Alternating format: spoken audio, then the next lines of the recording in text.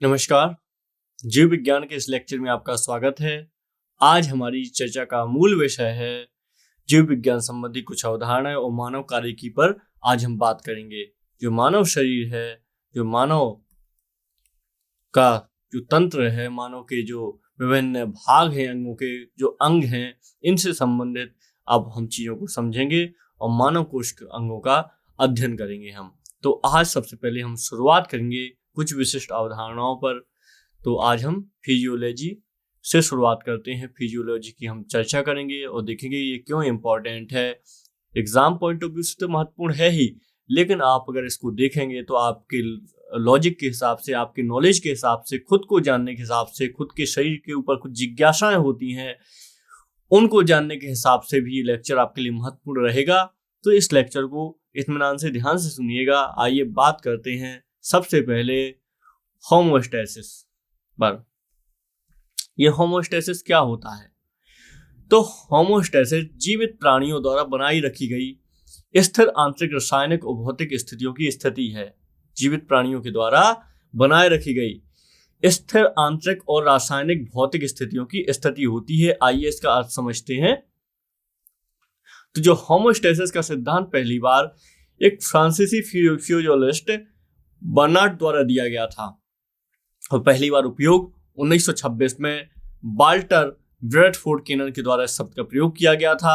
ये प्राचीन ग्रीक शब्द का एक शब्द है जो होमोस्टैसिस आप देख रहे हैं, ठीक है। तो ये शब्द के बारे में हमने चर्चा की। आइए अब होमोस्टैसिस क्या होता है इसके बारे में जानते हैं।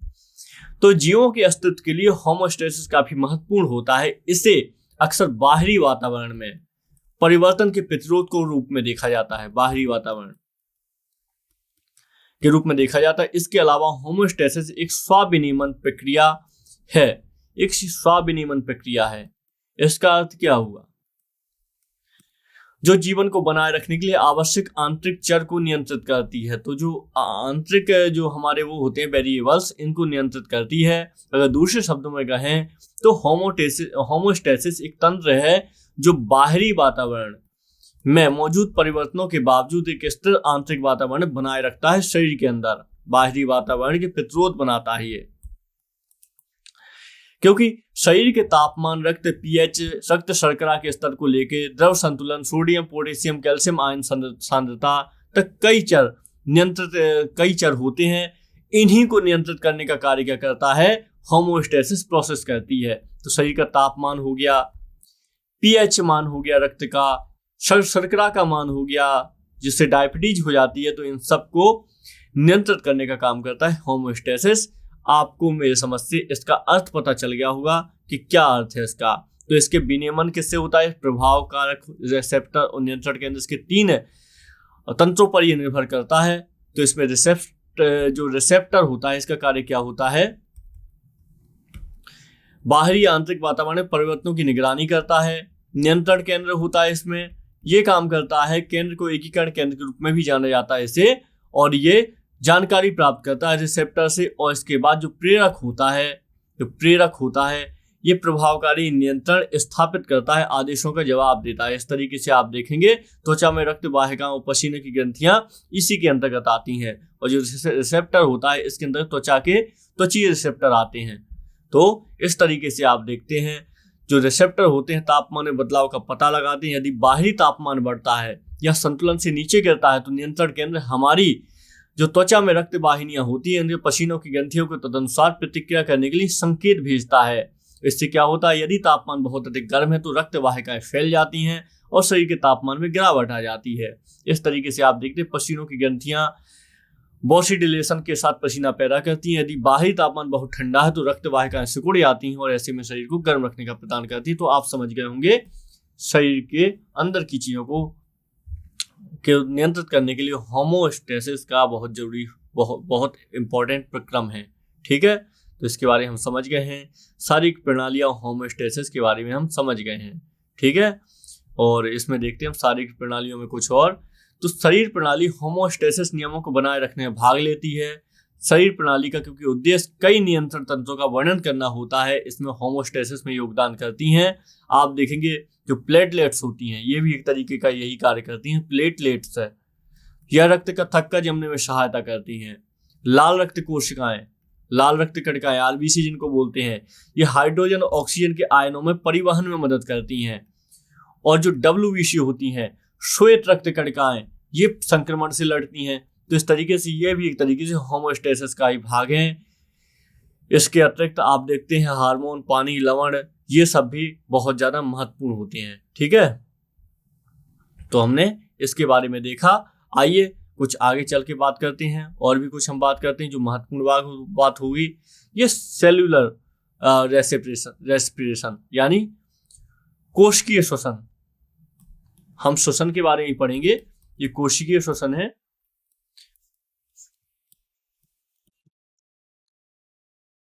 तो हमने जब कोशिका पढ़ी थी तो हमने इसमें देखा था कि कोशिकीय श्वसन किस तरीके से होता है। इसमें जो कोशिका श्वसन के दौरान जो सेल जो न्यूट्रिएंट्स को कन्वर्ट करती है, ये एटीपी के फॉर्म में न्यूट्रिएंट को, जो एटीपी के फॉर्म में ऊर्जा को भी रिलीज करती है, जो इसको एडेनोसिन ट्राइफॉस्फेट बोलते हैं एटीपी को। इसके लिए क्रेब्स चक्र के द्वारा इसको मापा जाता है, क्रेब्स चक्र। तो हमने इस संबंध में काफी सारी बात की थी। ठीक है, तो आइए कोशिकीय श्वसन को और समझ लेते हैं। तो हम जानते हैं जो श्वसन होता है जीवित जीवों के द्वारा जीवित रहने के लिए सबसे आवश्यक क्रियाओं में से एक होता है। हम श्वसन के बारे में जानते हैं। इस प्रक्रिया के द्वारा क्या होता है, हम जो पोषक तत्व प्रदान करते हैं उन्हें उपयोगी ऊर्जा में परिवर्तित किया जाता है, जो कोशिकीय श्वसन होता है। ठीक है, तो कोशिकीय स्तर पर होने वाले श्वसन को ही कोशिकीय श्वसन कहा जाता है। कोशिका भी श्वसन करती है, आपको पता होना चाहिए। ठीक है, तो इस तरीके से कोशिकीय श्वसन को हम और देखें तो रासायनिक ऊर्जा से प्राप्त एडेनोसिन ट्राइसोडियम नामक रसायन में परिवर्तित हो जाते हैं, एटीपी में परिवर्तित हो जाते हैं। तो परमाणु के अंदर होने वाली खुराक का ये एक सेट होता है जो एटीपी के अंदर। तो इस तरीके से आप देखेंगे इन संबंधित ये दो प्रकार की होती हैं, अपचयन होती है, उपचयन होती है। अपचयन और उपचयन होती है। ठीक है, उपचयन ये दो प्रकार की होती है। ये दो प्रक्रिया में इसकी जो एटीपी की प्रक्रिया होती है कोशिकीय श्वसन की, ये दो प्रकार से होती है। ठीक है, तो इसको आप याद रखेंगे। तो हमने कोशिकीय श्वसन के बारे में देखा, इसको हम बेहतर तरीके से पहले भी हालांकि पढ़ चुके हैं, तो इसलिए हम बहुत ज्यादा इसमें ध्यान नहीं देंगे। ठीक है, तो हम यहीं पर कोशिकीय श्वसन को कंप्लीट करते हैं। और आइए अब बात करते हैं एक अगले लेक्चर पर नर्वस सिस्टम यानी तंत्रिका तंत्र पर, अगले टॉपिक पर। तंत्रिका तंत्र ये बहुत महत्वपूर्ण है। तंत्रिका तंत्र है, आइए इसको बेहतर से समझते हैं, विस्तार समझते हैं एग्जाम पॉइंट ऑफ व्यू से। तो हम जानते हैं तंत्रिका तंत्र के बारे में, हमने ऐसा बात भी की थी शुरुआत में कि तंत्रिका तंत्र में कभी भी कैंसर नहीं होता है, क्योंकि इसकी कोशिकाएं विभाजित नहीं होती हैं। इसके अतिरिक्त हमने बहुत सारी बातें कही थी, क्योंकि ये बॉडी के जो सिस्टम को है कंट्रोल करता है। तो जो तंत्रिका होता है, ये ऊतक की इकाई को, तंत्रिका ऊतक की इकाई को न्यूरॉन कहा जाता है। ठीक है, न्यूरॉन कहा जाता है तंत्रिका ऊतक की जो इकाई होती है, या इसे तंत्रिका कोशिका भी कहते हैं। तंत्रिका कोशिका भी कहते हैं, इसको न्यूरॉन कहा जाता है, या इसको तंत्रिका कोशिका भी कहते हैं। ये शरीर की सबसे लंबी कोशिकाएं होती हैं। ये शरीर की सबसे लंबी कोशिकाएं हैं। विविध तंत्रिका कोशिकाओं के अक्षीय तंतुओं तथा ये एक्सॉन्स एवं डेंड्राइट्स के बीच संपर्क बिंदु होते हैं, जिन्हें सिनेप्सस कहते हैं। तो ये एक शब्द है जो आपको संबंधित अभी समझा दिए जाएंगे। तो तंत्रिका कोशिकाएं आप देखेंगे संवेदी तंत्रिका कोशिकाएं होती हैं। ये क्या करती हैं, ये संवेदांगों जो संवेदन अंग है हमारे, तो इनसे प्राप्त करके इन्हें केंद्रीय तंत्रिका तंत्र तक पहुंचाती हैं, जो संवेदी तंत्रिका तंत्र होती हैं। ठीक है, इसके अलावा चालक कोशिका तंत्र भी होता है। ये चालक या अपवाही तंत्रिका कोशिकाएं भी होती हैं। ये कोशिकाएं क्या करती हैं, केंद्रीय तंत्रिका तंत्र को क्रियान्वयन या अपवाही अंगों जिसमें पेशियां, ग्रंथियां आदि होती हैं, उनसे जोड़ती हैं। इस तरीके से आप देखेंगे तो ये तंत्रिका तंत्र के कुछ परिवहन संबंधित हैं। केंद्रीय तंत्रिका तंत्र सबसे महत्वपूर्ण है। केंद्रीय तंत्रिका तंत्र ये क्या होता है, इसके अंतर्गत मस्तिष्क आता है। इसके अंतर्गत मस्तिष्क तथा मेरुरज्जु, इसको सुषुम्ना भी कहा जाता है। तो इसके अंदर मस्तिष्क तथा मेरुरज्जु स्पाइनल कॉर्ड बोलते हैं आते हैं, जो केंद्रीय तंत्रिका तंत्र है। ठीक है, यह तंत्र शरीर की सभी क्रियाओं का नियमन और नियंत्रण करता है। जो परिधीय तंत्रिका तंत्र के अंतर्गत शाखान्वय तंत्रिकाएं आती हैं। इसके अलावा परिधीय तंत्रिका तंत्र, ये कुछ प्रकार होते हैं तंत्रिका तंत्र के। ठीक है, शाखाएं तंत्रिका आती जो पूरे शरीर में जालवत फैली होती हैं। इसके अंतर्गत कैनियल स्पाइनल तंत्रिकाएं आती हैं। तो ये सब हम याद रखेंगे। ठीक है, आइए कुछ और बात करते हैं तंत्रिका तंत्र पर। तो मनुष्य में 12 जोड़ी क्रेनियल तंत्रिकाएं होती हैं। कितनी क्रेनियल तंत्रिकाएं? पहली, दूसरी, 8वीं जोड़ी संवेदी होती हैं तथा शेष मिश्रित होती हैं। संवेदी और शेष मिश्रित होती हैं।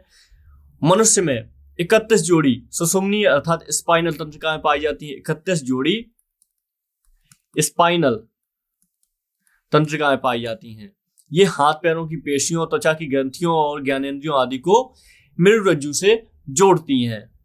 मानव मस्तिष्क के विभिन्न भागों के द्वारा गतिविधियों का संचालन नियमन किया जाता है, हम जानते हैं। तो मानव का जो पश्चिम मस्तिष्क होता है, पश्चिम मस्तिष्क, तो ये इसके अंतर्गत मस्तिष्क पुच्छ या मेडुला ओब्लांगोटा आता है। ये पश्चिम मस्तिष्क में ही आता है, मेडुला। ठीक है, जिसे प्रायः मेडुला कहा जाता है। तो मेडुला इसके अंतर्गत ही आता है। इसकी लंबाई लगभग 3 सेंटीमीटर होती है। ऊपर की ओर पोन्स, नीचे की ओर सुषुम्ना से जुड़ा होता है, यानी स्पाइनल कॉर्ड से जुड़ा होता है। इस तरीके से आप देख सकते हैं कि मस्तिष्क भी जुड़ा हुआ होता है। तो ये इंपॉर्टेंट है। तो जो मेडुला का कार्य होता है, भोजन निगरण जो होता है, उल्टी होता है, स्पंदन की दर, प्रबलता, खांसने, छींकने इत्यादि का नियमन का केंद्र होता है ये। तो इस तरीके से आप ये सब याद रखेंगे। ठीक है, ये तंत्रिका तंत्र से संबंधित बहुत महत्वपूर्ण चीजें हैं। तो आप इसका एक कार्य देख लेते हैं, मेरुरज्जु का कार्य। क्योंकि आप जानते हैं मस्तिष्क का कार्य बहुत नियंत्रण करना है बहुत सारी चीजों को, लेकिन आप कुछ ऐसी चीजों को जानते हैं जो चीजें आपके नियंत्रण में नहीं होती है। उदाहरण के तौर पे आप साइकिल चला रहे हैं और साइकिल चलाते चलाते जब आप गिरने वाले होते हैं तो आपका पैर अचानक से खुद नीचे रख जाता है ताकि आप गिरे नहीं। ऐसी आपकी आंख के पास आ रहा होता है, आपकी आंख अपने आप झपक जाती है। तो ये सब कार्य किसके होते हैं? मेरुरज्जु के कार्य होते हैं। तो मेरुरज्जु स्पाइनल कॉर्ड एक बहुत ही महत्वपूर्ण हमारा भाग होता है केंद्रीय तंत्रिका तंत्र का। हालांकि मस्तिष्क के भी इसका एक महत्वपूर्ण भाग होता है। तो मस्तिष्क के बारे में कुछ चीजें देख लेते हैं। तो मस्तिष्क हम जानते हैं सोचने, समझने और भी अन्य कार्यों को करने का कार्य करता है। शरीर के संतुलन के लिए भी उत्तरदायी होता है, हृदय गति के लिए उत्तरदायी होता है, सोचने के लिए उत्तरदायी होता है। इसमें एक पार्ट होता है सेरिब्रम। एक सेरिब्रम होता है, एक सेरिबेलम भी होता है। तो सेरिब्रम मस्तिष्क का सबसे बड़ा भाग होता है। यह ऐच्छिक क्रियाओं, स्मरण शक्ति तथा आदि को नियंत्रित करता है। अन्य जंतुओं की तुलना मनुष्य में बहुत बड़ा पूरी मस्तिष्क का लगभग 80% भाग होता है। ठीक है, तो याद रखिएगा। शरीर में प्रतिवर्ती क्रियाओं जो होती हैं, जो रिफ्लेक्स एक्शन होते हैं, इनका नियंत्रण कौन करता है? इनका नियंत्रण करता है मेरुरज्जु। जो आपकी रिफ्लेक्स एक्शन होते हैं, जो प्रतिवर्ती क्रियाएं होती हैं, प्रतिवर्ती क्रियाएं, इनका जो नियंत्रण करता है ये करता है मेरुरज्जु। ठीक है, मेरुरज्जु स्पाइनल कॉर्ड इसको बोला जाता है। होता है स्वभाव के आधार पर प्रतिवर्ती क्रिया की 2 प्रमुख श्रेणियां होती हैं। अभी हमने इसी पर बात की थी। 2 श्रेणियां होती हैं जिसमें हम देखते हैं, एक होता है अबंधित, इसको हम बोलते हैं अनकंडीशनल। दूसरा होता है अनुबंधित यानी कंडीशनल। तो अबंधित में क्या होता है? प्रतिक्रिया के द्वारा ही ये 2 प्रकार की श्रेणियां आप देखी हमने। तो इसी के द्वारा ही जो प्रतिवर्ती क्रियाएं होती हैं, इनके द्वारा ही हमारा पैर कांटे पर पड़ने पर हम तुरंत पैर खींच लेते हैं। आंख का जो हमने एग्जाम्पल दिया, ये सब प्रतिवर्ती क्रियाओं का ही एग्जाम्पल होता है। तो मानव सहित अधिकांश स्तनधारी तथा पक्षी नियत तापी होती हैं, अर्थात इनके शरीर का ताप, सर्दी, गर्मी एक समान रहता है। ये भी किसके कारण होता है? ये भी मस्तिष्क निर्धारण करता है। तो मनुष्य के शरीर का ताप 98.6 फ़ारेनहाइट होता है। अगर इसको सेंटीग्रेड में कहेंगे तो 37 सेंटीग्रेड होता है। 37 सेंटीग्रेड होता है। तो ये केल्विन पैमाने पर इसी का शरीर का ताप ही 310 केल्विन होता है। ठीक है, ये फ़ारेनहाइट में है और ये सेंटीग्रेड में है और ये केल्विन में है। 310 केल्विन होता है। तो हाइपोथैलेमस ये भाग होता है जो ये सब नियंत्रित करता है। भूख, प्यास, प्यार, घृणा, परितृप्ति, ताप, इन सबको नियंत्रित करता है और अंतःस्रावी ग्रंथियों से स्रावित होने वाले हार्मोन का भी नियंत्रण करता है। तो क्या होती है अंतःस्रावित ग्रंथियां जिनका हार्मोन्स का नियंत्रण करता है? आपका मस्तिष्क। तो आइए इसको जानते हैं। तो ये आप याद रखिएगा। इसके अलावा ये जरूर याद रखिएगा जो स्पाइनल कोड होता है इसमें 31 जोड़ी तंत्रिकाएं निकलती हैं। 31 जोड़ी तंत्रिकाएं निकलती हैं जो आपका मेरुरज्जु होता है, जिन्हें रीढ़ अर्थात स्पाइनल तंत्रिकाएं भी कहते हैं। ये हाथ, पैरों, पेशियों, त्वचा आदि विभिन्न भागों में जाती हैं। तो इस तरीके से ये बहुत महत्वपूर्ण है। इसके अलावा शरीर में कपाली अर्थात क्रेनियल तंत्रिकाएं मस्तिष्क से जुड़ी होती हैं, जिनकी संख्या 12 जोड़ी होती है। ये मस्तिष्क की जुड़ी होती हैं क्रेनियल तंत्रिकाएं और ये स्पाइनल से जुड़ी होती हैं 31 जोड़ी तंत्रिकाएं। तो ये बहुत ज़्यादा महत्वपूर्ण हो जाएगा आपके लिए, ठीक है। तो ये सब जरूर याद रखिएगा। तो आइए आगे बढ़ते हैं नर्वस सिस्टम से एंडोक्राइन सिस्टम। एंडोक्राइन सिस्टम का मतलब क्या होता है? इसका होता है अंतःस्रावी तंत्र। अंतःस्रावी, इसको हिंदी में क्या कहते हैं? अंतःस्रावी। अंतःस्रावी, इसको ऐसे लिखिए, अंतःस्रावी तंत्र।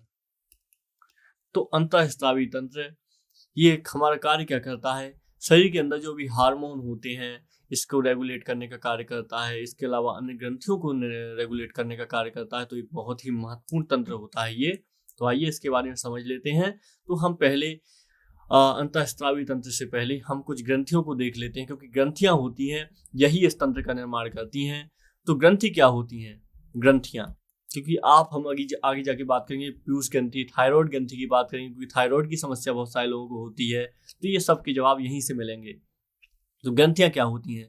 ये ऐसी कोशिकाएं, ऊतकों अथवा अंगों को कहते हैं जिसकी कोशिकाएं किसी पदार्थ का संश्लेषण करके उन्हें स्रावित करती हैं। यानी ये पदार्थ या हार्मोन का संश्लेषण भी करती हैं, संश्लेषण, और इनको स्रावित भी करती हैं, ठीक है। इस तरीके से इनको ग्रंथियां कहा जाता है। मानव सहित अन्य कशेरुकी जंतुओं में इनकी 3 स्पर्श श्रेणियां होती हैं। एक बहिर्स्रावी ग्रंथि होती है, बहिर्स्रावी, इसको एक्सोक्राइन ग्लैंड बोलते हैं। ये जो बहिर्स्रावी ग्रंथियां होती हैं ये नलिका युक्त होती हैं, इनमें नलिका होती है। इनसे स्रावित पदार्थ इनकी नलिकाओं में बहकर संबंधित एपिथीलियम स्तर की सतह पर मुक्त होता है, जैसे दुग्ध ग्रंथि, श्वेत ग्रंथि, अश्रु ग्रंथि, यानी इसमें नलिका जैसी संरचना होती हैं। ये इन पदार्थों को ले जाती हैं, हो जाके यहाँ पे रिलीज करती हैं। अश्रु ग्रंथि हो गया, लाल ग्रंथि हो गया, और इसकी दूसरी श्रेणी जो होती है यह है अंतःस्रावी ग्रंथि। अंतःस्रावी ग्रंथि, ये जो ग्रंथि होती है नलिका विहीन होती है, इसमें इस तरीके की नलिका नहीं होगी, जो डक्टलेस होती है, यानी ये इससे स्रावित पदार्थ या हार्मोन ऊतक द्रव्य में मुक्त होते हैं। जो इनके पदार्थ होते हैं ये नलिका युक्त होती है, लेकिन ये नलिका युक्त नहीं होती। तो इसके पदार्थ जो क्या होते हैं, जो शरीर में द्रव्य होता है, ये शरीर के द्रव्य में जो हार्मोन ऊतक, जो भी हम कहें, जो भी शरीर में द्रव्य होता है, ये जो हार्मोन ऊतक द्रव्य में, जो शरीर के अंदर द्रव्य पाया जाता है, इसमें मुक्त हो जाते हैं। रुधिर कोशिका में पहुंचकर सारे शरीर में ये पहुंच जाते हैं, रुधिर के माध्यम से पूरे शरीर में पहुंचते हैं अंतःस्रावी ग्रंथि के जो पदार्थ होते हैं। इसलिए इसके एग्जाम्पल अगर की बात करें तो हम देखेंगे, इसमें पीयूष ग्रंथि देखेंगे, इसको पिट्यूटरी ग्रंथि भी बोलते हैं अंग्रेजी में। थायराइड ग्रंथि होती है, थायराइड, ठीक है, थायराइड ग्रंथि भी होती है इसमें। इसके अलावा इसमें पैराथायराइड ग्रंथि होती है, इसमें एड्रिनल ग्रंथि होती है, एड्रिनल। इसके अतिरिक्त इसमें पीनियल होती है और थाइमस ग्रंथि होती है, ये आदि ग्रंथियां होती हैं। और इसमें तीसरी सबसे महत्वपूर्ण श्रेणी है मिश्रित ग्रंथि की।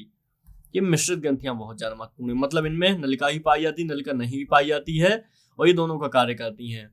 तो मिश्रित ग्रंथियां क्या होती हैं? जिन्हें बहिर्स्रावी, अंतःस्रावी दोनों प्रकार के ऊतक कोशिकाएं होती हैं, इनको मिश्रित ग्रंथियां बोलती हैं। जैसे कि अग्नाशय, अग्नाशय एक मिश्रित ग्रंथि भी है और एक अग्नाशय मिश्रित ग्रंथि है, यानी ये स्रावी, बहिर्स्रावी है, अंतःस्रावी ग्रंथि है। तो अग्नाशय के बारे में हम जानते हैं, इससे क्यों ये मिश्रित ग्रंथि है? क्योंकि इसके पाचक एंजाइम तथा इसकी लैंगरहैंस की दीपिकाओं की बीटा कोशिकाओं से इंसुलिन, अल्फा कोशिकाओं से ग्लूकागोन और डेल्टा कोशिकाओं से सोमेटोस्टेरोन ऑक्सीटोसिन नामक हार्मोन का स्त्रावण होता है। तीन हार्मोन का स्त्रावण होता है इससे। ठीक है, यदि अग्नाशय में किन्हीं कारणों से खराबी आ जाए तो इन हार्मोन्स का निर्माण सुचारू रूप से नहीं हो पाता है। ये अग्नाशय का कार्य होता है, तो ये आप याद रखेंगे। इसके अतिरिक्त अग्नाशय के अतिरिक्त मिश्रित ग्रंथि वृषण भी मिश्रित ग्रंथि होता है, और महिलाओं में अंडाशय भी एक मिश्रित ग्रंथि होता है जो शरीर में होता है। तो करीब दो मिश्रित ग्रंथियां होती हैं शरीर में, चाहे वो मादा हो चाहे वो नर हो। तो ये आपने मिश्रित ग्रंथियों के बारे में समझा। ये ग्रंथियां याद रखिएगा, ये बहुत ज्यादा महत्वपूर्ण है ग्रंथियां, क्योंकि इन ग्रंथियां बहुत कुछ डिसाइड करती हैं। तो अग्नाशय के बारे में हमने देखा, तो अग्नाशय से सिक्रेटिन, तो अग्नाशय को पाचक रस के उत्पादन के लिए प्रेरित उत्तेजित करने वाला हार्मोन सिक्रेटिन होता है। तो ये अग्नाशय रस का उत्पादन करता है। ठीक है, तो ये आप याद रखेंगे। ये बहुत ज्यादा महत्वपूर्ण जानकारी है जो हमने आपसे साझा की, जो ग्रंथियों के बारे में। आइए पिट्यूटरी ग्रंथि की बात कर लेते हैं, पीयूष ग्रंथि की बात कर लेते हैं। बहुत ही महत्वपूर्ण है पीयूष ग्रंथि। तो पीयूष ग्रंथि एक सूक्ष्म अंतःस्रावी ग्रंथि है। हम जानते हैं, हम पढ़ चुके हैं इसको, इसके बारे में। अंतःस्रावी ग्रंथि होती है ये गोल तथा भूरी लाल होती है। इसका जो भार होता है 0.5 से 1 ग्राम के आसपास इसका भार होता है। आप देख सकते हैं कितनी छोटी होती है। इसे एक महत्वपूर्ण नाम है जो एग्जाम में पूछा गया है, हाइपोफाइसिस। इसको हाइपोफाइसिस सेरिब्राई भी कहते हैं, जो कि मास्टर ग्रंथि के नाम से प्रसिद्ध है। इसको मास्टर ग्रंथि भी कहते हैं, ये भी आप याद रखिएगा। इसके कई हार्मोन्स अन्य स्रावी ग्रंथियों का नियंत्रण करते हैं। इसके जो हार्मोन्स होते हैं कई अंतःस्रावी ग्रंथियों का नियंत्रण करते हैं। आप देखेंगे हाइपोथैलेमस को पीयूष ग्रंथि का मास्टर भी माना जाता है, क्योंकि मस्तिष्क का यह भाग तंत्रिका तंत्र अंतःस्रावी तंत्र के प्रमुख संयोजक की भूमिका निभाता है। तो हाइपोथैलेमस से भी ये जुड़ा हुआ होता है। तो ये महत्वपूर्ण है आपके लिए। ठीक है, क्योंकि जो ये आपकी अंतःस्रावी ग्रंथियां, इनसे जो हार्मोन निकलते हैं, ये हार्मोन ही डिसाइड करते हैं कि कैसा क्या शरीर होगा आपका, किस तरीके से आप जो आगे चल के किस तरीके से आपके शरीर की आकार होगा और शरीर की चीजें होंगी। ठीक है, तो ये सब आप याद रखेंगे जो संबंधित है ग्रंथियों से। तो एक बार देख लेते हैं हम ग्रंथियां, जो देख लेते हैं शरीर की जो विभिन्न ग्रंथियां हैं। तो अगर हम ग्रंथियों की बात करें शरीर की, तो आप देखेंगे पैराथायरॉयड ग्रंथि होती है, पीयूष ग्रंथि होती है, पीनियल ग्रंथि होती है। इसमें जो पीयूष ग्रंथि होती है, पश्च पिट्यूटरी भी होती है और अग्र पिट्यूटरी ग्रंथि भी होती है। तो ये जो पश्च पिट्यूटरी ग्रंथि है, वैसोप्रेसिन और ऑक्सीटोसिन हार्मोन को उत्सर्जित करती है। ऑक्सीटोसिन हार्मोन के बारे में आपने सुना होगा, इसको लव हार्मोन भी बोला जाता है। अग्र पिट्यूटरी ग्रंथि जो होती है, ये क्या वृद्धि हार्मोन और इसके अलावा प्रोलैक्टिन, इन सब का स्त्रावण करती है। तो ये सब ग्रंथियां हैं। इसके अलावा थायराइड ग्रंथि होती है। इसके अलावा थाइमस ग्रंथि, यकृत भी एक ग्रंथि होती है। वृक्क और किडनी से भी कुछ हार्मोन का स्त्रावण होता है। अंडाशय से एस्ट्रोजन और प्रोजेस्टेरोन का स्त्रावण होता है, सिर्फ महिलाओं में, सिर्फ मादाओं में, जबकि वृषण से एंड्रोजन यानी टेस्टोजन का निर्माण होता है, इसका स्त्रावण होता है। ठीक है, तो एड्रिनल ग्रंथि से स्रावित हार्मोन को लड़ो एवं उड़ो, फाइट एंड फ्लाइट का हार्मोन भी कहा जाता है। ये हार्मोन शरीर में संकट की अवस्था में सामना करने हेतु उग्र विपत्ति प्रतिक्रियाओं हेतु तैयार करते हैं। तो इस तरीके से हर हार्मोन का अपना एक कार्य होता है महत्वपूर्ण। ठीक है, चलिए आइए कुछ और समझते हैं हार्मोन के बारे में। तो एक बार हम अंतःस्रावी ग्रंथियों से संबंधित पूरी बात कर लेते हैं, एक बार सिनॉप्सिस फिर से तैयार कर लेते हैं। तो हाइपोथैलेमस का कार्य क्या होता है? हाइपोथैलेमस जो अंतःस्रावी ग्रंथियां, इनको हार्मोन उत्सर्जित करने के लिए, स्रावित करने के लिए उत्तेजित करता है।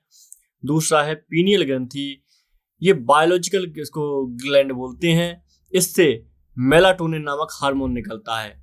कौन सी? पीनियल ग्रंथि से, पीनियल, इससे मेलाटोनिन हार्मोन निकलता है जो नींद लाने में सहायक होता है। ये नींद के लिए सहायक होता है। जो मेलाटोनिन हार्मोन होता है। ठीक है, तीसरा है थायराइड, इसको अबिटू भी कहा जाता है, थायराइड या इसको अबिटू ग्रंथि भी कहा जाता है, अबटू, और भी इसको कुछ नाम होते हैं। यह सबसे बड़ी अंतःस्रावी ग्रंथि होती है, सबसे बड़ी होती है अंतःस्रावी ग्रंथियों में। ठीक है, यह गुलाबी रंग की एचाकार की होती है। यह ग्रंथि पीयूष ग्रंथि के अधीन कार्य नहीं करती है, इसको याद रखिएगा, ये पीयूष ग्रंथि के अधीन कार्य नहीं करती है। इस ग्रंथि में जो थोलरॉक्सिन नामक हार्मोन निकलता है जो रक्तचाप बीपी को नियंत्रित करता है, इसमें थोलरॉक्सिन एक हार्मोन निकलता है, बीपी को नियंत्रित करता है। आयोडीन की कमी के कारण ये ग्रंथि फूल जाती है, सूज जाती है, इसको घेंगा रोग कहते हैं अगर इसमें आयोडीन की कमी हो जाए। थायराइड, लोग कहते हैं थायराइड हो गया है, उन्हें थायराइड की जांच करवानी है। इसी तरीके की चौथा है पाराथायराइड या पैराथायराइड। ये पैराथायराइड क्या होता है? इस ग्रंथि में रक्त में कैल्शियम तथा फास्फोरस की मात्रा को नियंत्रित करती है। ये ग्रंथि कैल्शियम और फास्फोरस की, यह ग्रंथि थायराइड के ठीक पीछे होती है, इसकी संख्या 4 होती है। ऐसी एक ग्रंथि है थाइमस। यह बक्ष गुहा छाती में पाई जाती है, इसका कार्य प्रोटीन का निर्माण करना होता है, किंतु 15 वर्ष की अवस्था के बाद यह कार्य करना बंद कर देती है, तो 15 साल तक ये काम करती है। एड्रिनल ग्रंथि एक बहुत ही महत्वपूर्ण ग्रंथि है, ये अधिवृक्क बोला जाता है इसे। इस ग्रंथि में आप देखते हैं, इस ग्रंथि को 4S3F भी कहते हैं, इसे आपातकालीन ग्रंथि भी कहते हैं। इससे एड्रेनलिन नामक हार्मोन निकलता है। ये हार्मोन क्या करता है? ये बीपी को नियंत्रित करता है, जो इससे हार्मोन निकलता है। ठीक है, एड्रेनलिन ग्रंथि से। और हार्मोन को इसको फायर एंड फाइट हार्मोन भी कहा जाता है, फायर एंड फ्लाइट यानी लड़ो और भागो, तो फायर एंड फ्लाइट का हार्मोन भी कहा जाता है। क्यों? क्योंकि ये अभी हमने बात की थी, ये डर जीवन रक्षक हार्मोन होता है और डर को उत्पन्न करता है, जिससे आपका शरीर संकट की अवस्था में बहुत तेज कार्य करने लगता है। तो ये आप एड्रिनल ग्रंथि का याद रखिए, रक्तचाप को नियंत्रित करता है। इसके अलावा जनन ग्रंथि भी होती हैं कुछ, इनको गोनेड ग्लैंड भी कहा जाता है। ये जनन क्रिया में भाग लेती हैं जनन ग्रंथियां। ठीक है, जैसे ओवरी टेस्टी होती है, तो जितने भी लैंगिक हार्मोन होते हैं जैसे स्पर्म ओवम, ये सभी स्टेरॉइड होते हैं। एक पीयूष ग्रंथि बहुत ज्यादा महत्वपूर्ण है, यह सबसे छोटी ग्रंथि, हमने इसके बारे में बात की थी थोड़ी देर पहले, इसका हमने भार भी देखा था 1 ग्राम के आसपास। यह मस्तिष्क के बीचों बीच पाई जाती है और शरीर के विभिन्न क्रियाकलापों को नियंत्रित करती है, इसलिए इसे मास्टर ग्रंथि भी कहा जाता है। और ये थायराइड ग्रंथि बस इसके नियंत्रण में नहीं होती है, ये याद रखिएगा। तो कौन कौन से हार्मोन निकलते हैं पीयूष ग्रंथि से? इससे THS हार्मोन निकलता है। यह हार्मोन थायराइड ग्रंथि से थायरॉक्सिन निकलने में उत्तेजित करता है। थायराइड ग्रंथि को आयोडीन कमी के कारण कमी होती है, तो थायरॉक्सिन नहीं बनाता और बीमारी घेंगा हो जाती है। एक होता है इससे STH हार्मोन निकलता है, यह वृद्धि को नियंत्रित करता है, और एक होता है LTH हार्मोन, यह ऑक्सीटोसिन हार्मोन के साथ मिलकर दूध के स्राव में सहायक होता है मादाओं में। ठीक है, मिश्रित ग्रंथियों की हम बात कर चुके हैं। इसमें अग्नाशय होता है, यह दूसरी सबसे बड़ी ग्रंथि होती है। यह एक मिश्रित ग्रंथि है, पूर्ण पाचक एंजाइम इससे निकलते हैं। ठीक है, तो यह अग्नाशय भी बहुत महत्वपूर्ण है। इसके अलावा इसमें अल्फा कोश का, इससे ग्लूकोन निकलता है जो शरीर में ग्लूकोज के स्तर को बनाता है। बीटा कोशिका से इंसुलिन निकलता है इसी अग्नाशय से। ठीक है, तो ये आप याद रखेंगे। इसमें गामा कोशिका भी होती है जो भोजन के स्वांगीकरण के लिए आवश्यक होती है। यकृत, इसको लीवर भी बोलते हैं, यह सबसे बड़ी ग्रंथि है, यह शरीर की सबसे बड़ी ग्रंथि है, सबसे बड़ी ग्रंथि है जो बहिर्स्त्रावी ग्रंथि है। ये साथ में बहिर्स्त्रावी, यह कभी कभी निर्मित मिश्रित ग्रंथि का व्यवहार करती है। यह उदरगहा में दाहिनी ओर पाई जाती है और यह फाइब्रोजेन और हेपरिन का संश्लेषण करती है। ठीक है, तो ये बहुत महत्वपूर्ण ग्रंथि है लीवर। इसके अतिरिक्त क्या काम करती है? कार्बोहाइड्रेट प्रोटीन का उपापचय तोड़फोड़ करती है, जो विटामिन वसा में घुलनशील रहते हैं और ये यकृत में जाकर संचित रहते हैं। जैसे विटामिन ए, विटामिन डी यकृत अपने क्षतिग्रस्त कोशिकाओं का स्वतः ही पुनर्निर्माण कर लेता है और शरीर में सर्वाधिक कोलेस्ट्रॉल यकृत में ही पाया जाता है। ये इसके बारे में एक अतिरिक्त फैक्ट था। ठीक है, तो ये याद रखेंगे आप में। यकृत में जब बिलिरुबिन नामक द्रव पाया जाता है तो इसकी अधिकता से पीलिया जॉइंटिस रोग हो जाता है और यकृत अमोनिया को यूरिया में बदल देता है। जो आप जानते हैं अमोनिया एक बहुत ज्यादा खतरनाक पदार्थ है जिससे शरीर मतलब परेशानी में आ सकता है। तो अमोनिया को ये यूरिया में बदल देता है। यकृत ग्लूकोज के ग्लाइकोजन में बदल देता है और यकृत की निष्क्रिय खराब हो जाने पर शरीर में ग्लूकोज की मात्रा बढ़ जाती है। यकृत कार्बोहाइड्रेट वसा, या आप देखेंगे यकृत जो है कार्बोहाइड्रेट को वसा और वसा को कोलेस्ट्रॉल में बदल देता है। तो इस तरीके से कोलेस्ट्रॉल रासायनिक रूप से स्टेरॉइड हो जाता है।